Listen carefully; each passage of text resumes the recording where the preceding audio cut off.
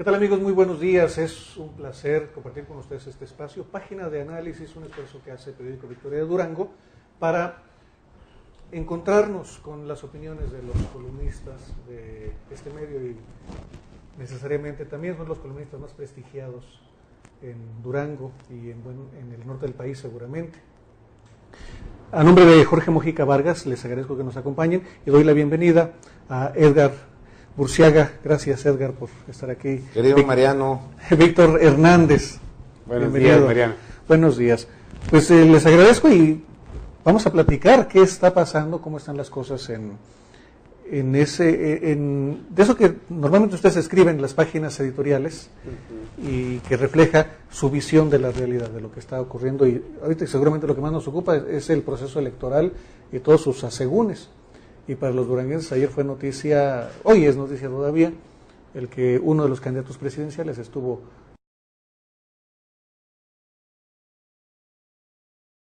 meramente de movimiento que sacude un poco la actividad. Altera la actividad normal de la ciudad y en parte también por el contenido político que tiene que ver ya con el proceso electoral. Víctor, ¿cómo ves las cosas en este aspecto? Bueno, yo creo que 2 semanas de que concluye este proceso electoral, un proceso electoral muy accidentado, yo creo que muy virulento y que ha jalado finalmente las miradas de la prensa internacional. Estuvo modorrado un tiempo el proceso. Sí, ¿verdad? Yo creo que las primeras semanas, 2 primeras semanas de abril, por ahí. Y luego como que despertó. Y pues despertó hace como 5 semanas, luego de la marcha de los estudiantes, como que empezó a tomar algo de vuelo, ¿no? Sí, de relanzamiento, las campañas. Pues fue un parteaguas. Ahí, ¿verdad? Y ahorita dices tú que incluso los medios internacionales están dándole buenos espacios. Sí, porque ya tenemos en esta semana encuestas de Washington Post, de New York Times sobre el posicionamiento de los candidatos.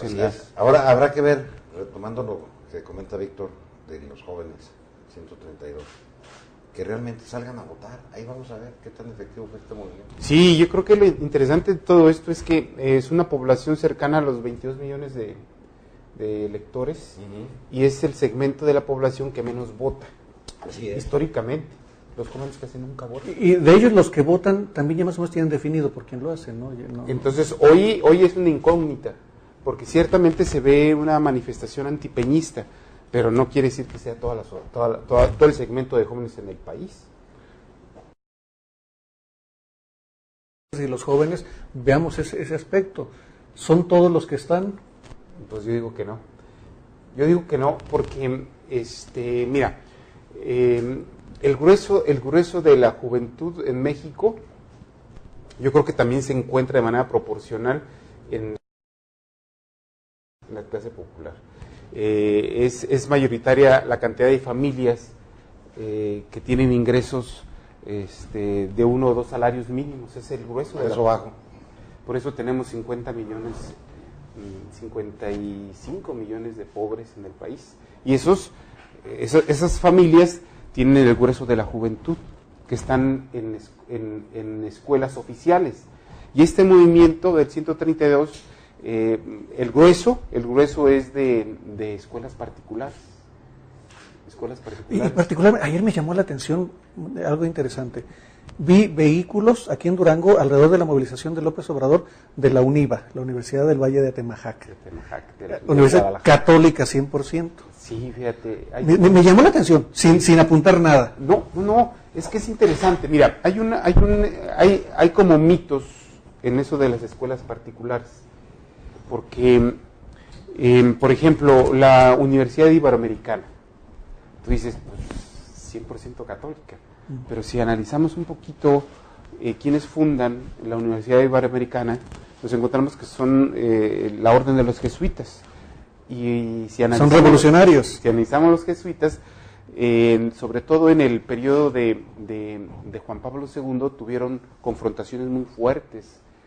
Sus visitas a Centro y Sudamérica, Juan Pablo II reprendió muchísimo a la orden de los jesuitas, porque es una orden que siempre ha estado en la frontera del cristiano marxismo, ¿sí? ¿sí? O de la teología de la liberación, como se le conoce. Que lograron apabullarla bastante, pero bueno, están ahí. No, está latente. Ahí Si tú vas, yo he estado en Colombia y hay mucho la teología de la liberación. Centroamérica, Nicaragua, El Salvador, Honduras, se dicen hermanos y ven a los mexicanos de manera muy diferente, mucho, más bien ya absorbidos por la cultura norteamericana. Pero la mayoría comulga con las ideas de Leonardo Boff, por ejemplo, que es muy querido en Centro y Sudamérica. Para no irnos más para allá, más para Sudamérica, tenemos que llegar a Chile, tenemos que ir a la Universidad Iberoamericana es fundada por jesuitas, es una universidad supuestamente católica, pero ya analizando, es la universidad de los riquillos, entre comillas, que no logra entrar a la UNAM. Ya. ¿Sí? Y entonces, como tienen dinero, van y se refugian. ¿Sí? Aquí a FADER, a medicina, a la Universidad de Juárez o al Tecnológico, se van a Promedac o se van a refugiarse a la Lobos, a otra, ¿no? A una privada. A una privada.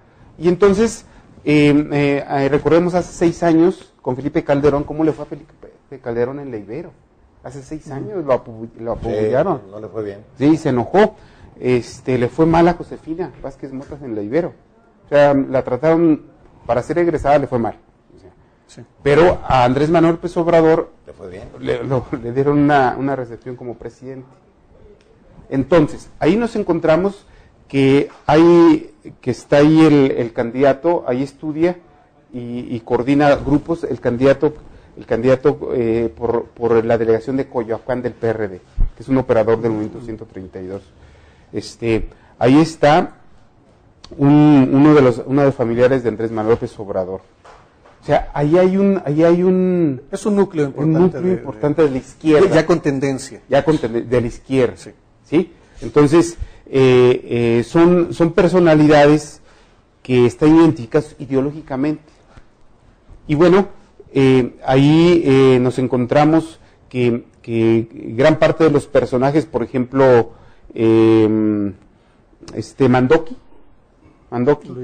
Luis Mandoki, que es el cineasta, el productor de todos los mensajes del PRD y de Andrés Manuel López Obrador, también es el productor del Movimiento 132. Lo lamentable y lo triste es que con filosofía extranjera, chilena y de otros países, es donde se nutre este movimiento. Sí, pero es un movimiento que nace en 2006. Yo escribí una columna en esta semana que se dice de la Revolución Pingüina al Movimiento 132, porque tiene sus orígenes en 2006 con un movimiento estudiantil a nivel de bachillerato que se genera en Chile. ¿Sí? Pero se iban contra la educación, contra la educación privada, querían más educación pública. Más educación pública. Pero ese es el tema, ¿no? Que lastimosamente no parte de aquí. No, tiene sus orígenes y muy riesgosos. Yo te decía porque hoy está aquí Camila Vallejo, en México, viene de Cuba. En Cuba hay un movimiento social muy interesante que va contra el régimen dictatorial de los hermanos Castro. ¿Sí? Y ese movimiento que se congrega en función de las redes sociales en Cuba, que tiene un personaje tipo Camila Vallejo, pero realmente democrático, no se le permite, ¿sí? Ni entrevistas en televisión en Cuba, ni en radio, ni mucho menos en Gratma, en el periódico oficial de Cuba. Y ayer llegó Camila, y antier llegó Camila a Cuba, y nunca se entrevistó con esta niña, creo que se llama Fátima, algo así. O sea, cuando se supone que ella viene de un movimiento chileno muy interesante, ¿sí? El movimiento independiente, cuya frase dice, política sin políticos. Pero a Camila también se le ha cuestionado que sí se ha entrevistado con Fidel Castro. No, y sí, pero no le agarró el teléfono, no le llamó. Exactamente. O sea, se entrevista con Castro, no se entrevista con la dirigente del movimiento juvenil cubano auténtico, porque hay otro que es la Federación de Estudiantes. Los que siempre van a las conmemoraciones de los desfiles. Y que nunca han hecho una protesta. Sí, o sea, son las cosas que no te huelen bien. No, Y yo no creo que en esta elección tenga la incidencia que ellos esperan. Es un momento que apenas empieza. Ya veremos en procesos electorales posteriores. Fíjate que a mí me llama la atención, y yo sí estoy preocupado, porque la estrategia de hace 6 años de Andrés Manuel López Obrador fue el que, o sea, si yo no soy, viene la tempestad, ¿no? Sí, o sea, después de mí la tempestad. O gano yo o se acaba el Así país. es. El país. Y vamos que no se acabó el país, pero estuvo a punto de poner en la quiebra al Distrito Federal. Y estuvo a punto de generar un conflicto político meramente institucional. Y es que en los hechos hace 6 años se dio un golpe de Estado, de facto. Era un golpe de Estado. Era un golpe de Estado. O sea, se secuestró el Congreso, si lo recordamos, ¿sí? Y no se dejaba entrar el presidente. Un poder. Ahora, ¿eso ya se habrá olvidado? No. Entonces yo siento que hoy le da la vuelta nada más. Para mí, solamente con lo que escuché ayer y las declaraciones que dio a los medios de comunicación,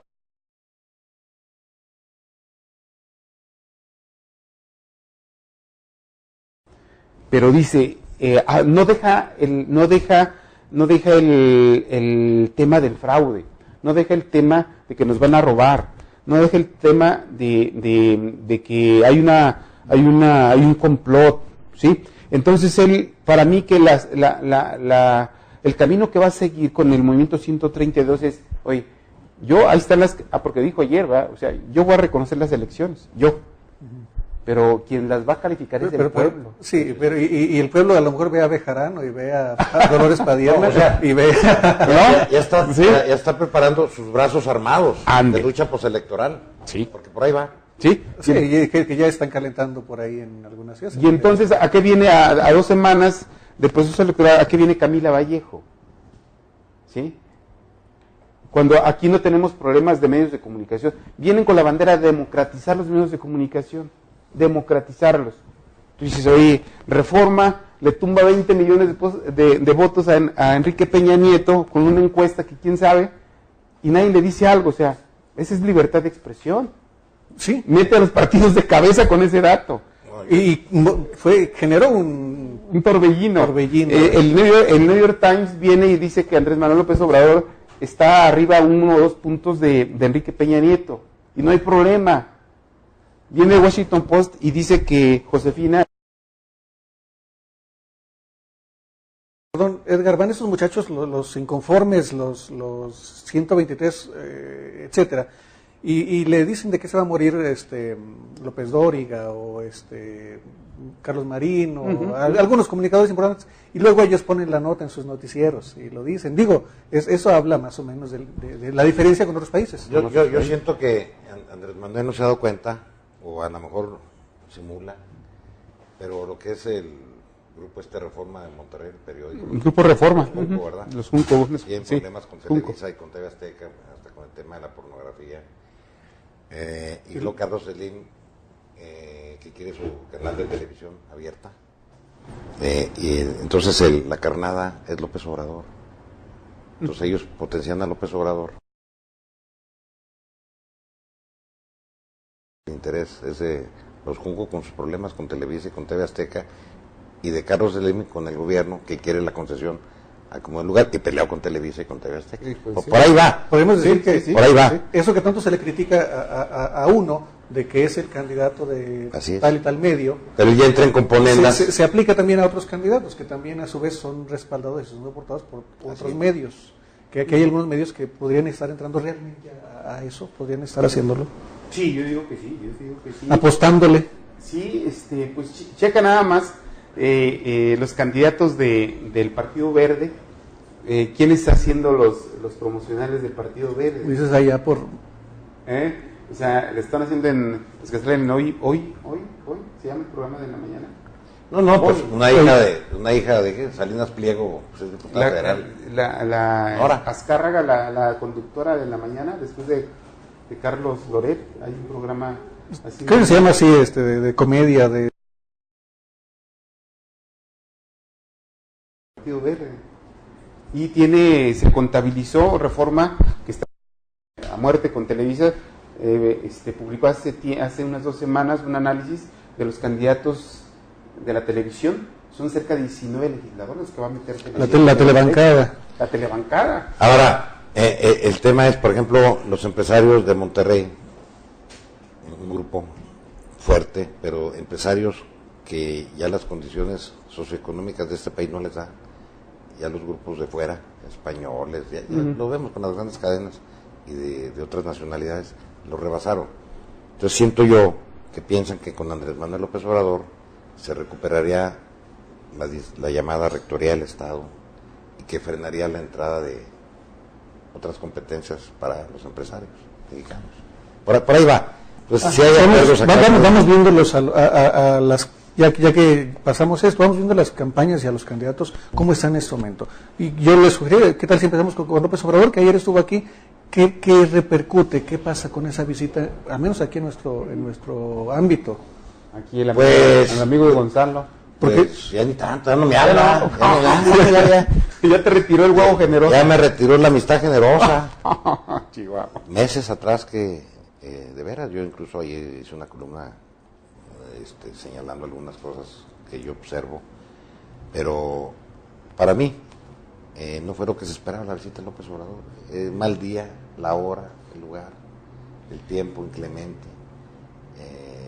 Las cifras que se manejan, yo no soy muy dado a ese tema, pero pues era nada más ahí los carriles de la calle 20 de noviembre de Juárez a Constitución, atiborrado ahí porque Catedral del Atro se ve solo, allá también, o sea, 3-4 mil gente. Reportan algunos observadores y reporteros que estuvieron en el lugar que durante el evento había muchos, y muchos significa más de 400 trabajadores que cobran con recurso público, trabajan en el sistema de los CADIs, incluso hasta iban uniformados, con camisas rojas y toda la cosa, obligados o de alguna manera motivados, si le podemos llamar así, por sus jefes. Estamos hablando de servidores públicos. En horas de trabajo, porque era hora laboral, eran las 12 del día, que suspendieron clases en los CADIs a las 11 para poder llegar al meeting. ¿Les genera esto alguna opinión, algún comentario? Sí, yo digo que yo escribí hoy precisamente observando lo que pasó ayer al mediodía, que Gonzalo, en primer lugar, y también lo escribí la semana pasada, no ha sido sincero con la sociedad, ¿sí? No ha sido sincero. No es posible que vaya por mayoría y por representación proporcional. Yo ayer escribí que sigue siendo senador. Tú escribes hoy que es senador con licencia. Sí. No tiene licencia. ¿No tiene licencia? No. Yo hice un artículo ayer. Él sigue cobrando como senador, con todo lo que esto implica. Ay, cobrar senador. Oye, candidato de mayoría, pues, o sea, no. Senador en funciones. Y senador en funciones, carajo.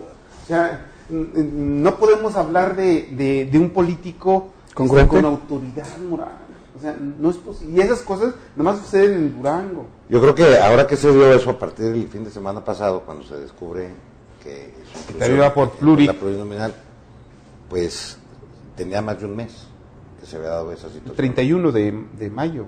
¿De mayo? Sí, hubo ahí un movimiento. Una renuncia del tercer lugar en la lista. ¿Por qué no hacerlo público? Era lo más claro, lo más decente. Señores, el partido me incluye, yo estoy compitiendo, anticipar, si él sabía cuál iba a ser la reacción. Pero ahora cuando se le echa en cara de algunos sectores que le echan en cara que haga esto, que acepte ir por esas vías tan cómodas, él responde con un comentario que a mí me parece burlón hacia las personas. Dice: ya le pedí a mi partido que me saque de la lista. Sí, pero ¿quién es el partido? Hágame el re gran favor. No necesita pedirle a su partido que lo saque.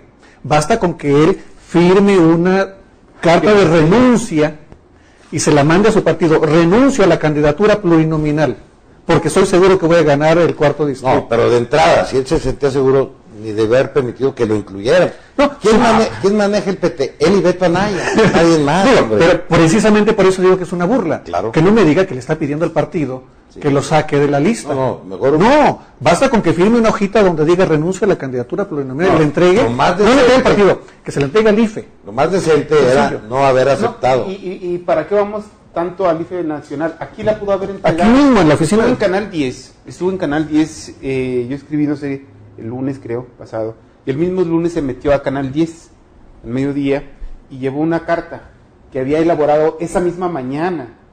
Es que yo aquí traigo la carta, ¿y cuándo la hizo? Ahora, donde estoy solicitando que me... ¿Pero a quién? No, es que lo voy a enviar a la Dirigencia Nacional para que la manden al IFE. Oye, aquí está el IFE. Ahí hay una oficina en el centro. Sí, llévela y con eso se arregla.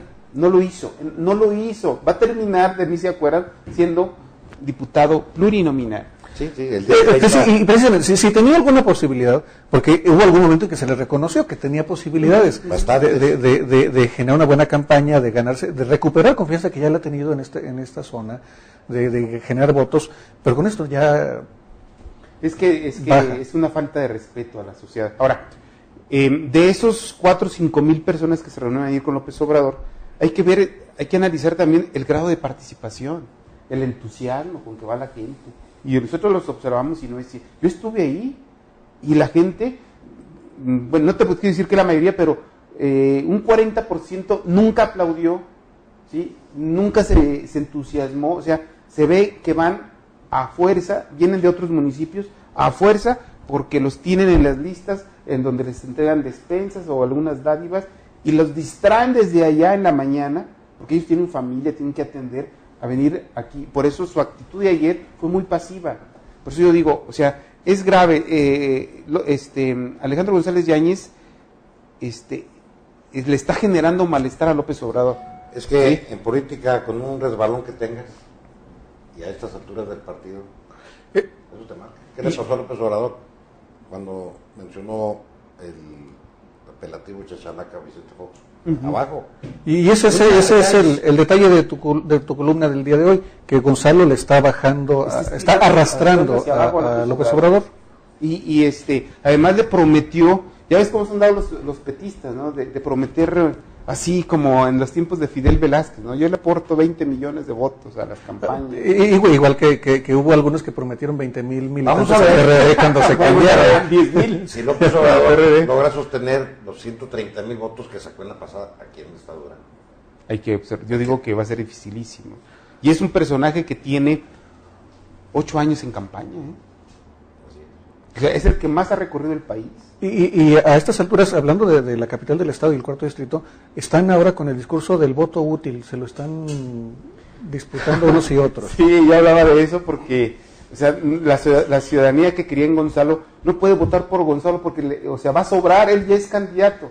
Mejor utilícenlo en fortalecer al PRI o al PAN o al partido. O sea, ¿alguien dijo fortalecer al PRI o al PRI? O al PRI o al PRI. Pero a mí me queda claro, sí, ya uno ya ni sabe. Que la argumentación es que él le quiere dar votos a su partido para conservar el registro. Sí. Ese es el tema.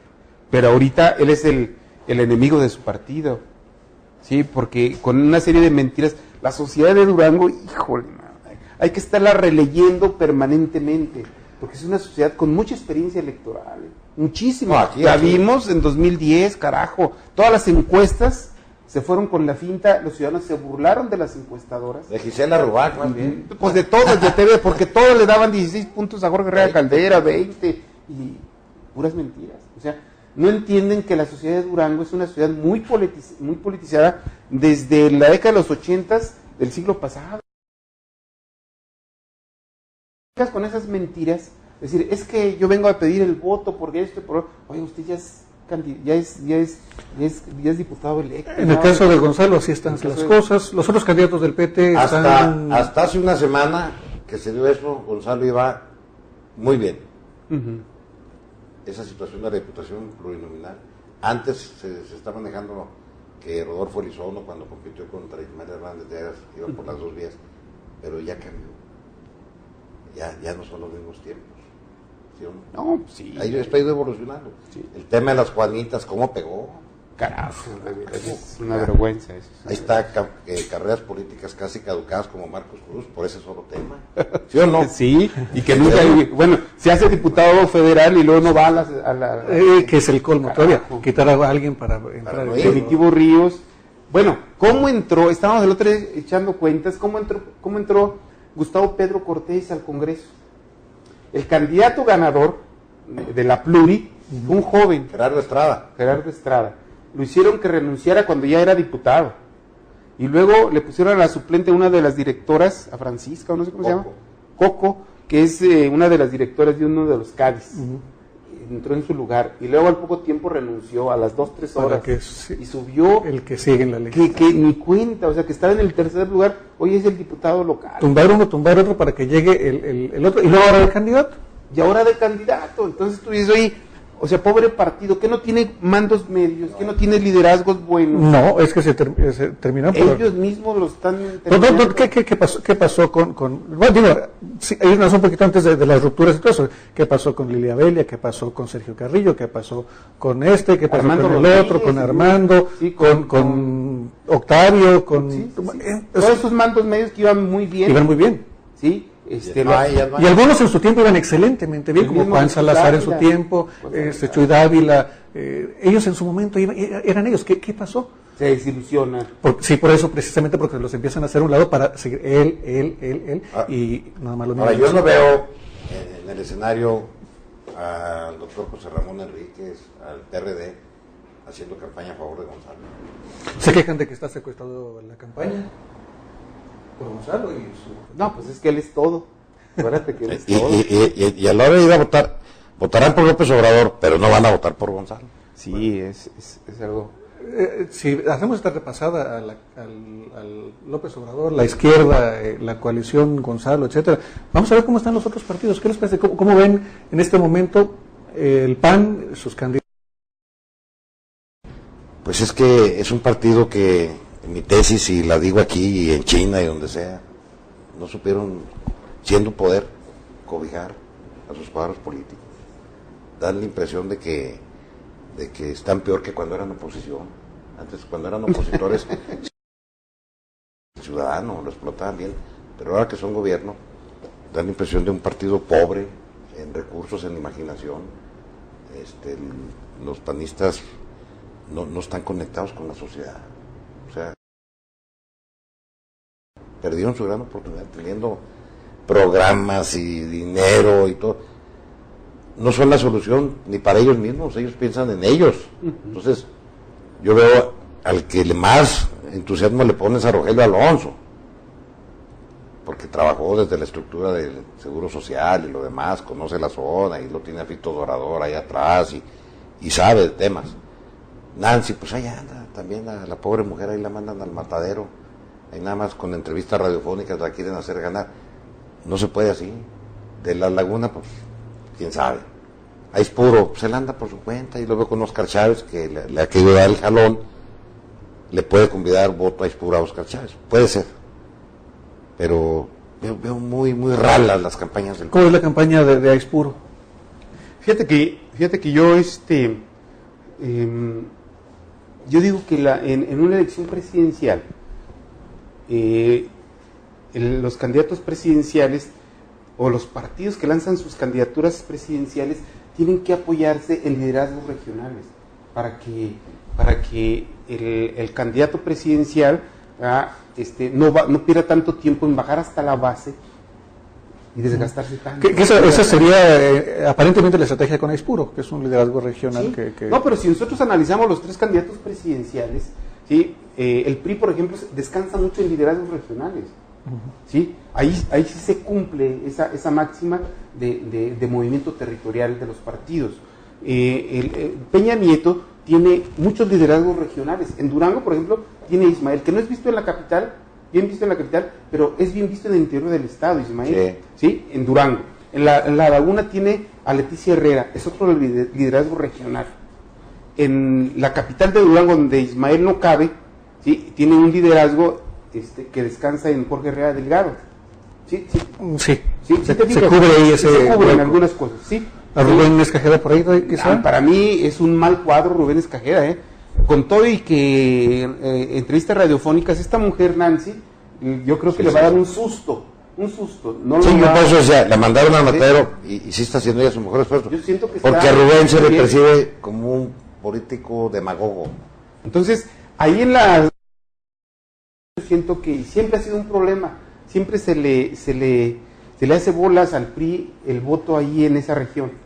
del tercer distrito, siempre, históricamente, porque son votos duros de Acción Nacional con cualquier personaje que le pongan, ¿eh? Entonces, el tema es que Josefina Vázquez Mota en Durango no tiene ese tipo de liderazgos. Pues pon por ejemplo, ¿en dónde? En La Laguna. No hay ninguno. Compite contra Leticia Herrera en La Laguna. O sea, que tenga esa penetración, esa historia del PAN, o sea, ya como candidato. En la región de Los Llanos, en el tercer distrito, pues está Nancy, que le tuvieron que poner un chavo que ya me andaba perdiendo también la elección federal hace 6 años, que tuvo que entrar Ismael Hernández a salvarlo, si no, pierde la elección Rubén Escagán, no sé por qué lo pusieron, ¿sí? En el primer distrito está Catalina Mercado, que yo siento que va bien, ahí va. Pero no es un liderazgo que garantice. Aquí el PAN hubiera tenido una fortaleza tremenda si sus candidatos hubieran sido Jorge Salum y Gina Campuzano. Bueno, esos son los liderazgos. Esos son liderazgos. Tienen ya un capitalito ahí importante. En el PT, López Obrador, pues descansa en el liderazgo regional de Gonzalo Yáñez. Que hubiera sido óptimo en circunstancias bien manejadas. Sí, bien manejadas. Entonces, sí, si te fijas, o sea, los partidos tienen que descansar en liderazgos regionales. Y hoy por hoy, esta realidad se repite en el PAN, se repite en todo el país, ¿eh? En todo el país. El dirigente nacional del partido se dedicó a palomear desde el escritorio a personalidades sin saber si son liderazgos regionales, si representan algo, si tienen historia. No expulsaron a Manuel Cloutier, que era un verdadero líder. Ese sí era un liderazgo importante. Yo digo que era mucho más amplio que su estado. Claro. No, partido que se divide, partido que pierde. Entonces, ese es el problema de Josefina. No tiene en qué apoyarse en los liderazgos regionales, pero además está secuestrada por el equipo de Felipe Calderón. Entonces, ¿cuándo se despega de Felipe Calderón? Que podría ser su plus, ¿no? Es decir, es que él hizo las cosas mal. Felipe Calderón sigue arrastrando hacia abajo a Josefina, no la deja. Ya no la dejó. Pues ya no la dejó. ¿Por qué? Por tanto muerto. Hoy, intencionalmente, ¿no? Pero el ejército desempolva otras fuerzas comunes en de un lugar donde ya habían explorado antes. No encontraron gran cosa, pero regresa a la sociedad del miedo. ¿No? Sí. Y el miedo nos traslada a la lucha de Felipe Calderón. Sí, entonces, tú dices, ¿por qué no se distancia? ¿Por qué no dice, oiga, esos 50,000, 60,000 muertos, ciertamente no son todos de Felipe Calderón? Porque Felipe Calderón no puede ser responsable de que entre Zetas se maten o entre... O sea, no, pero sí los daños colaterales de mucha gente que está sufriendo por eso, y eso es lo que a Josefina le faltó. Pero no puede deslindarse porque ahí está Roberto Gil, está el hermano de la esposa del presidente, o sea, la tienen secuestrada. Y ya no creció. Ya no creció. A 13 días. Su campaña contra López Obrador, Ahora, ya no dan los tiempos. Fíjate, yo lo que estoy observando es si le escuchamos los spots, hoy están poniendo spots mucho más agresivos que hace 6 años. Ahí estoy escuchando uno de Josefina. Yo soy la opción porque el PRI y Peña Nieto transan con el crimen organizado.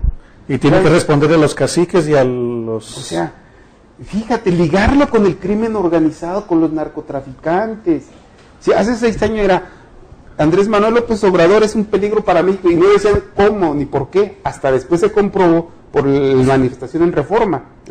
Pero hoy están diciendo, Peña Nieto está ligado con los narcotraficantes, lo están saliendo en los promocionales, y te lo puedo apostar que la sociedad le vale gorro porque está hasta acá de la inseguridad.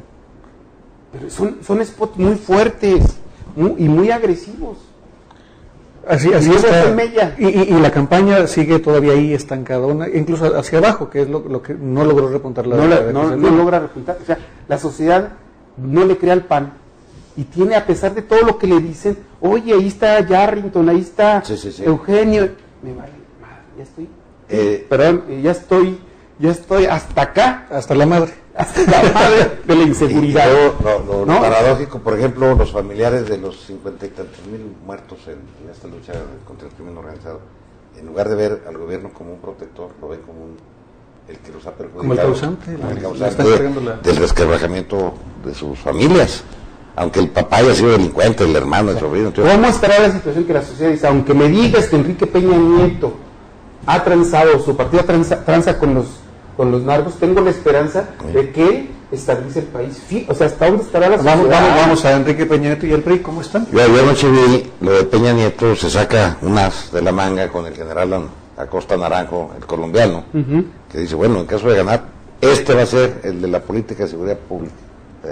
Durante todo el proceso electoral muy prestigado. Y desde antes del proceso electoral, cuando hablamos de la delincuencia, de la violencia, del crimen, siempre hacemos referencia a Colombia.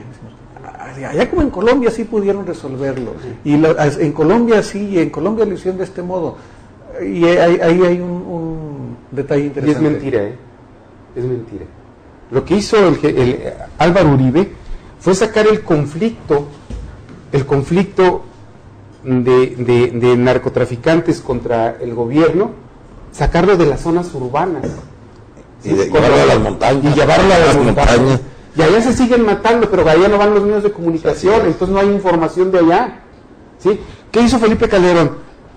Traer el conflicto a las zonas urbanas, que se anden matando entre las calles, que se anden persiguiendo de bulevar a bulevar y tirándose y chocando con gente, y a la gente no le pagan sus carros, sus vehículos, el chocar contra casas o meterse a las casas, dejar tiroteado todo en los fraccionamientos, el ejército y los maleantes, y nadie les paga nada. Lo que hizo Álvaro Uribe fue sacarlos de Medellín. Hoy si fueran a Medellín, hoy se darían cuenta, Medellín era una zona de guerra, ¿sí? Hoy tiene bibliotecas multimedia de cuarta generación en zonas populares. Pues esas son las estrategias. ¿Sí? Y hoy en Medellín sigue habiendo muertos, pero están en las montañas. Que de alguna manera es un avance. Si dices tú no es la solución, pero por lo menos hay algo. Tienes las cucarachas y los ratones controlados. ¿Sí? Que es lo que siempre se dijo, de que por lo menos bajo control. ¿Y qué hizo Felipe Calderón? Pues el cucarachero, como dicen, el efecto cucaracha, da un pisotón y se distribuyen por todo el mundo, se pierde el control y estamos siempre en una zozobra. La novedad en el PRI es ese anuncio de contratar como asesor al... Es genial, ese anuncio, se ve que están concentrados. Así es. Ese mensaje, ese solo mensaje de presentar ayer al general colombiano, ya te genera una esperanza, termina a reforzar la esperanza, la percepción de que Peña Nieto para julio, agosto, septiembre, ¿sí? Ayuda a bajar la violencia en el país, que es un movimiento táctico importante, ¿sí? Y que nos debe preocupar a nosotros como medios de comunicación, porque decir, oye, pero aunque está a punto de pegarle a los cárteles bien, ¿sí? Viene el PRI y va a negociar, como lo dijo Miguel de la Madrid o Natividad. ¿Quién lo dijo? ¿Miguel de la Madrid? Natividad González. No, lo dijo Sócrates Rizo, ¿no? Que fue gobernador. Sócrates Rizo, el exgobernador de Monterrey. Nosotros sí sabíamos cómo. Sí. Nosotros distribuíamos el mente de Carlos Salinas. Y entonces tú dices, bueno, pero ante esta matanza que hay, pues carajo, pues ya que negocien. O sea, si la gente lo que quiere es paz, como venga y como sea. Y como sea. Ese es el tema. Sí. No le interesa. Y ese mensaje del general de anoche es clave porque te está mandando un... Bueno, tiene más detalles esa campaña de Peña Nieto y el PRI. Sí, mira, por ejemplo, retomando el debate del domingo, ¿sí? El debate del domingo nos demostró, si lo observamos, volvemos a ver los videos, no hay un personaje en el debate que se equivoque más en vivo, de manera espontánea, que Enrique Peña Nieto. Trastabilleos, titubeos. Perdón, lo que dijo, no podemos ver la historia por el retrovisor. No podemos seguir viendo para atrás siempre la historia a través del retrovisor. Así dijo. Quizá fue un dislate porque lo que quería decir realmente era... Entonces no podemos ir para atrás. Está Rubén Aguilar ahí. Yo entiendo. Sí, lo dijo así. El retrovisor es para ver para atrás. Claro. Sí, pero me imagino que quiso decir, quizá el mensaje era... Está un Mariano que le explique a la... que me contrate. Sí, que no podemos guiarnos por el retrovisor. No podemos avanzar viendo el retrovisor. Sí. Eso quiso decir. Esa era la idea. Eso quiso decir. Entonces, Sí, o sea, el retrovisor como instrumento, como herramienta, ya no sirve. Para avanzar, no. No, para avanzar no. Como para no volver a repetir los errores, sí. Pero tú no puedes estar diciendo, no podemos seguir viendo por atrás. Hablando de dislates, de titubeos, de trastabillos, sí, ahí sí, Sí, se me hizo como que no me termina de convencer. Fíjate que quien mejor se defiende a la hora de hablar y de expresarse sigue siendo Cuadri. Cuadri, para mí Cuadri, no sé, ideas más claras, ideas más no, es el mejor. sencillas. Si fuera por preparación o por examen profesional, Cuadri sería presidente. No, Cuadri, ¿No? cualquiera de los otros 3 partidos, que fuera el candidato de la izquierda o del PRI o del PAN, ese ganaba. Si fuera por examen. Por examen de habilidad. Porque tiene las mejores propuestas. Pero aparte, el conocimiento lo trae y lo expresa de manera muy muy las propuestas porque no es parte de un gobierno. Es que cuando eres parte de un gobierno es muy difícil que te puedas con esa libertad hacer este tipo de propuestas. No tiene ningún compromiso, ninguna atadura. No eres Hacienda, no eres Defensa Nacional, no eres... Yo estoy de acuerdo, pero político. Ya lo vimos más como político. Ya quiso meterse a lo político y ya no le funcionó. ¿Verdad? O Sí, sea, ya no tuvo el mismo impacto que la anterior. que la primera. Fue novedad en el primer debate. Ya en el segundo Pero ya. estabas diciendo, a pesar de que tiene esos trastabilleos y a pesar de que tiene esos, que no es el mejor a la hora de expresarse en el debate. Sí. Su imagen genera confianza. Su imagen genera confianza. Los reporteros en el equipo de campaña que acompaña a Peña Nieto dice, la campaña de Peña Nieto es siempre en 3 tiempos. ¿Sí? 1 hora antes, el acto, y 1 hora después. 1 hora antes, besos y apapachos con la sociedad, porque siempre se trata 1 hora de la llegada. Saludos, abrazos, fotos, porras, gritos. Todo, sí, 1 hora. Y después el mensaje, el encuentro, y eso es para salir del evento 1 hora. Uh-huh. O trata de dejarse querer, Lo que debe- baño de pueblo. Lo que debe de quedar claro es que los partidos con tanta corruptela, con sus cuadros en que todo el mundo quiere ser diputado, senador, y no se han aperturado con los jóvenes, con las mujeres, necesitan una profunda refundación, todos, y que sean menos. Esperemos que en el camino, en este proceso electoral, algunos no alcancen el registro. Es una burocracia política ociosa, costosa, ineficaz, nido de puro malviviente. Fíjate que yo soy qué bueno que lo abordas. Sí, sí. Yo soy de la idea, bueno, y a mí me dicen mi familia y los que me conocen, me dicen, oye, ¿tú por qué pasó con tu panismo histórico? Soy de derecha, yo siempre me he definido de derecha. Dije, pero hoy, yo quiero que el PAN toque fondo. Para que Para que vuelva a emerger. que vuelva a ser opción. Sí, que se vuelva en tercer lugar. Van a quedar los que realmente están convencidos y quieren levantar un partido que fue diseñado para hacer oposición, nunca para hacer gobierno. El PAN siempre, por Gómez Morín, fue diseñado para el partido, para enfrentar de Plutarco Elías Calles, ¿sí? Nunca para hacer gobierno, nunca habló de ser gobierno. Hoy vemos que después de 12 años el PAN se pervirtió, es un prismo viejo pero refinado, en mañas, en corrupción, en impunidad, grueso. Entonces, ojalá y el PAN llegue hasta el 3er o 4er lugar para que todos los que ven a ese partido como un instrumento de enriquecimiento y de corrupción, se vayan porque no va a haber futuro. Que no sucedió con el PRI. El PRI se salió de los pinos. Tocó el relativo fondo de ser oposición. Y se mantuvieron todos ahí. Ahora, en la izquierda va por las mismas. Ahí yo veo que los cabezas visibles expriistas, Camacho Solís, Ricardo Monreal. Y Manuel Bartlett ahora, carajo. Entonces dice uno, bueno, y luego las estructuras, los pleitos entre las izquierdas. No, tú vas al DF No. y ves al PRD de carne y hueso, Mariano. Caminas por las calles y Sí. no. Y sí. ¿No? Los ves de carne y hueso, una corrupción terrible, una impunidad. El comercio informal es el que domina. Dan ciertos espoletazos, más como que, el de ayer en la noche. Más que allí el PRI, ojo, porque cometió una pifia en postular también ahí a la lideresa esta de los ambulantes, ¿verdad? Barrios. También el PRI comete errores en su apreciación de las personas. Bueno, esa mujer es una ampona, hay que decirlo así. Y no pasa nada. Y no pasa. De movimientos naturales, espontáneos, como el del 132, a pesar de movimientos manipulados como el 132 en su momento, según se dé, a pesar de las encuestas como instrumento de medición, a pesar de las encuestas como instrumento de propaganda, a pesar de los errores, todo lo que hemos visto en el proceso electoral, ¿cómo van?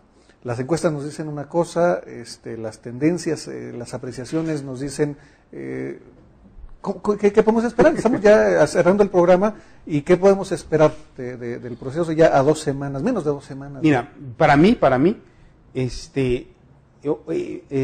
esta elección, los medios de comunicación fueron tan frívolos, ¿sí?, tan descarados, que fueron los que modelaron la opinión pública nacional, la opinión pública, ¿verdad? ¿Sí? Porque crearon un discurso desde el principio de que Peña era invencible. Y nos crearon una imagen de que Peña iba a ganar por 20 puntos y hoy nos ponen 14 puntos. Sí, entre 14 y 16 es lo que trae más o menos Excelsior. Pero yo considero que Peña va de bajada. Es más, tan de bajada que si estiráramos la elección al 1 de agosto, no al 1 de julio, las cosas se revertirían. Y quien ganaría podría modificarse la sí, en favor de López Obrador. Al tiempo que vamos, es ya muy difícil que es difícil que se dé la vuelta, Va a ganar, en mi punto de vista, Peña Nieto, pero por 4 o 5 puntos nomás. Sí, bueno, yo digo que a lo mejor sí le alcanzan los 6, 7 puntos, pero no 14, no 16. Ahora, y en esta semana Mitofsky, que es la que concentra todas las encuestas,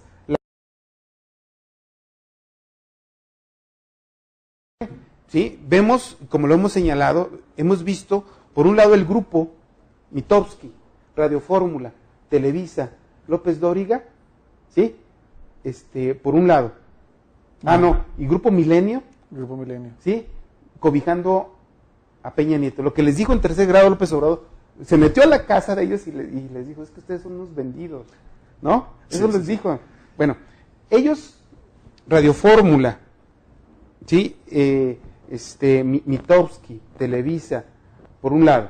Por el otro lado, Milenio y Geaiza, pero también con Peña Nieto. También con Peña Nieto. ¿Sí? Por el otro lado, Reforma. No, espérame, Okay. Falta Universidad. ¿Sí? Los soles con Francisco Abundis, Parametría, ¿sí? Con todos esos construyendo. ¿Con Peña Nieto? Con Peña Nieto. Pero desde el momento en que son incómodos para los otros, entonces les dicen, estos son de Peña Nieto. Pero no, Raimundo Riva Palacio publica hace 2 semanas, y yo lo voy a recuperar para ponerlo en la columna de estas dice, hay un grupo de encuestadores que se reúne en las inmediaciones de World Trade Center, una calle de un país europeo, no me acuerdo ahorita cómo se llama, ¿sí? Y el grupo tiene el nombre de la calle. Si allí convergen todos los encuestadores cada 15 días e intercambian información para mejorar. Sí, pero está liderado por el viejo de las encuestas, don Ulises Beltrán, que es el que los convoca, y ahí está Paco Abundis, ahí están esta mujer, y todos coinciden en algo, o sea, todos le dan 14 puntos a... ¿sí? Ahora el único que no le da es Reforma, sí, porque trae pugnas con Televisa. Por la bronca. Ahora yo concluyo en ese tema con la encuesta que saca el de ayer, Hildebrando Zavala. Sí, ¿verdad? Sí. Que se le hizo al PAN para consumo interno, 37 Peña Nieto, 30 Josefina y 30 López Obrador, hecha en la base PAN. Hay una nuevecita, si ustedes entran a la UNAM, el observatorio de la UNAM, hizo 16,000 encuestas, 16,000 encuestas en el país, hoy la publican, trae 33 López Obrador, 33 Josefina y 34-35 Enrique Peña Nieto. Un empate, ya ni técnico siquiera. Sí, la elección se está cerrando. Pero también queda bien claro que las encuestas han estado siendo usadas como 2010. Mira, yo lo que observo es que esto se va a definir así rápidamente por territorios, Mariano. El PRI tiene 22 territorios que administrar. Y tú sabes, lo sabemos, cómo administran los territorios. No, la estructura priista se mueve. Con 22 gobernadores. Y la elección se va a definir en la movilización y la capacidad de movilización, llamémosla así, que tengan las estructuras del partido. A cargo de los gobernadores. A cargo de quien tengan, porque... Mucho se dijo que en el 2006 los gobernadores del norte del país operaron en contra del PRI. Claro que sí. Aquí se operó, Ismael, en contra de Madrazo. ¿Qué va a pasar? Yo sí veo ahora un PRI unido, Ah, claro. Pues así están las cosas y lamentablemente el tiempo se nos va. No, pero no digas eso. Apenas estamos comenzando, Mariano. Muchas gracias por habernos acompañado. Edgar, ¿o algún comentario final de salida? No, aquí no estamos a favor de nadie ni contra nadie, pero sí tenemos que señalar las cosas que están en la opinión pública. Eso es todo. Víctor. Pues ojalá y ya llegue el 1 de julio para darle vuelta y ver qué es. El destino. Pero yo creo que estamos por vivir las próximas 2 semanas más intensas de esta historia, ¿no? Y a todos ustedes, amigos, pues muchas gracias por acompañarnos en este espacio.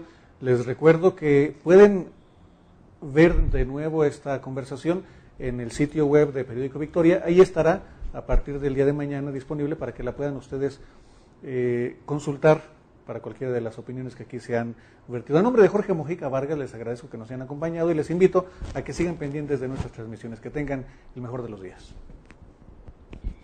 Esta fue una producción de Victoria Editores S.A.D.C.B. Para mayor información, visita nuestro sitio web www.periodicovictoria.com.mx o consulta nuestra edición impresa.